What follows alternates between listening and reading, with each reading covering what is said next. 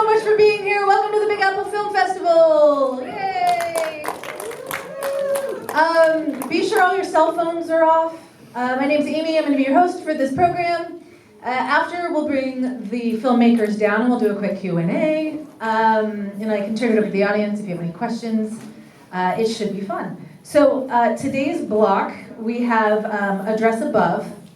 Woo! Anyone here from Address Above? Yeah. Why not? My New Pants. Anna. Isaac, sorry, thank you. Ironite and Murmur. Yeah. All right, y'all guys from Murmur here. Okay, have a good time. Yay. All right. Come on down. Yeah. All right, I'm just going to pass the mic down. Just introduce yourself and your film and just tell us a little bit about your film or any of the process or what inspired you. Hi, I'm Jan Wang. I wrote and directed Isaac. Yay. I decided to write something about the naivete of youthfulness and how sometimes we have these dreams to be in the arts and we realize that it's actually not as easy as we think it is. Something that I've definitely experienced myself. Who wrote, sorry, quick question, who wrote the actual, rhyme? Did you write the... It was a mixture of a lyricist and the actor. They did it together. Okay. Oh, interesting. And so, it was all pre-written. A lot of the music was pre-written as well. Okay, great. How long did you guys shoot for? 3 days, 3 12-hour days. Okay, great. Thank you. Hi, I'm Gerard Zara. I directed My New Pants. As far as inspiration, I try not to talk too, I try not to get too pompous about it because it's about pants. So it was just a weird sort of absurdist kind of film I wrote a few years ago, stuffed in a drawer, decided to make it one day. It's a little bit of Scorsese's After Hours, if you've seen that. A little bit of Woody Allen in there too, just kind of a mixture of tones, and it'll be a fun thing to make. How did you go about finding the actual pants? That seems did you get a costume designer? No, the lead actor Mike McBride, who's here today. You own those pants. Mike, did you find those? Is that how? Did I find them? You bought them online. I got them online. I got them online. We auditioned a couple different colors, and then yellow seemed to pop nicely, and yeah, that was about it. And then it turns out that the opening location where there was the yellow wall, that was totally Hilarious. It was coincidental. We picked a few blocks on Greenpoint where there were warehouses. We were shooting on a work day. We were just kind of picking it up. And does this work? Yeah. So we were like, we know there's going to be trucks coming in and out of these warehouses, and we might not be able to shoot here. So here's a block of a few of them. Whichever one happens to be open, we'll just shoot at, and then lo and behold, that one with the yellow background popped up. Blue. That was We had to amazing. seize the opportunity. So. That's amazing. Great. It seems like you guys had a lot of fun shooting that. Oh yeah, it was a laugh a minute. And, and I mean, kind of a variety of tones, and the taxi driver was played by my dad. So that added a whole other wrinkle to it. So yeah, no, we had a good time. How was it directing your dad? It's terrible. It's Yeah. I mean, I've never been yelled at more in my life. For one, no, we'll save that for later. I'd love to get it's a to whole the other. Yeah, Right, that's a thank whole you. other story. Hi, I'm Ben. I did Address Above, which is the first film of the block. Funny enough, I wrote this with my film partner Michelle, who's in the audience, and we didn't really have inspiration for this one. Okay. So we make a film every single year, and we were writing a script for a tennis film about female tennis players, and it's kind of unfolding there. We realized we didn't have the money to create that movie. So May is rolling around, and I said to my film partner Michelle, I'm like, we need to have an idea right now. So we said, we have a few $1,000s, and we have 2 days, so what can we do with it? And I wanted to close the street off. I knew that. I wanted people in nice outfits, so we kind of went with that, and it became what you guys saw. on the screen, but we didn't have, going into this, much of an idea. It was very quick. May was the initial brainstorming phase, and then we were finished by December. Well, how long did it take you to write? There was a gap in the writing phase, but we wrote for maybe 6 weeks, and then maybe 3 weeks for pre-production, and then the 2-day shoot, and then the rest was in post. Great, great, thank you. Hello. I'm Sabrina Seidner. I wrote, directed Murmur. And David Bondaroff, my co-director. Yes, and line Yeah, tell us a little bit about it. How did you come upon the quirky story? Yes, well, it was inspired by my cat actually dying, our cat, very suddenly. And I was really distraught, and it really made me start thinking about grief and how displacing it is. It just sort of sidelines you in so many profound ways. You're not really sure what to do sometimes. And a friend of mine suggested I go to a grief support group for cats, and they were like different, there's cats, dogs, whatever. And then I thought, well, what if, I was so sad that I felt that writing would really help me get through it. Yeah. So then I just started writing, about a grief support group for, people. Everything. And then Lizzie became my alter ego. Yeah. And was it therapeutic in the end? Oh, very much so, yeah. How old was your cat? Very young. We didn't he's like the last shot of the credits. He was barely a year old. He actually had a heart murmur, and he had a heart attack and died. That's amazing, yeah. Great. And how long did you guys shoot for? How was shooting? You want to say a few words about it? We shot for 2 days, Yep. 2 days, and 2 12-hour days. Yeah, For that seems to be lunch. popular. No. Yeah. No overtime. No, but yeah. Seemed pretty easy, one location. One location, but we did shoot outside, and there was construction happening Of course. for those shots. Great Of for your course, sound, yeah. Yeah, but our amazing cinematographer, Easton Carter Angle, is awesome. He got us in at the right lighting, so the first opening shots look awesome, and yeah, we couldn't be happier. That also looked like a lot of fun to shoot. I mean, the content is obviously dealing with grief, but Yeah. there was a fun nature to it. We had an amazing cast and crew, and many of whom are here tonight. And also I learned a lot about the editing process. We shot this basically 3 months ago, and we were sort of speeding through post-production. An amazing editor, Dina Alexander. So she, for example, she put the construction noise in, which was kind of cool. Yeah, great. Okay, wonderful. Does anyone in the audience have questions for any of the filmmakers? Yeah, in the back. Sabrina, was that your first film? Yes. And where is it going from here? What's your plan? We're waiting to hear from several festivals, and the goal is to turn it into a TV series, use this as sort of a proof of concept, part of a 3rd or 4th episode of the series, and take it from there. It could also be a short film. But. Yeah, great.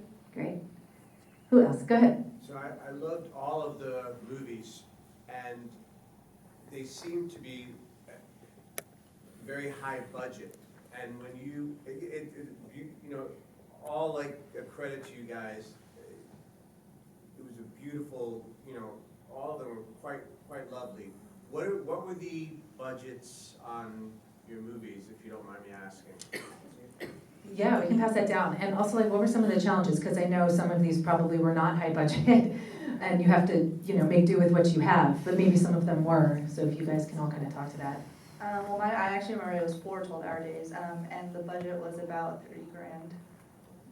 Wow. Yeah. 3 or 30? 30. 30. Got it. Yeah. Our budget is undisclosed. But there's ways you could, work, take some shortcuts and make it look like it cost more than it was on the screen. Tip number 1, don't pay your crew. That's a helpful one. We also, a fun anecdote, the taxi cab, and I think I'm curious how you have a cab in your film as well. I'd love to pick your brain about that. They have, most of you seem to be working in film. So you know about picture cars, where there's these companies that lease out these picture cars that are used to be shot in films.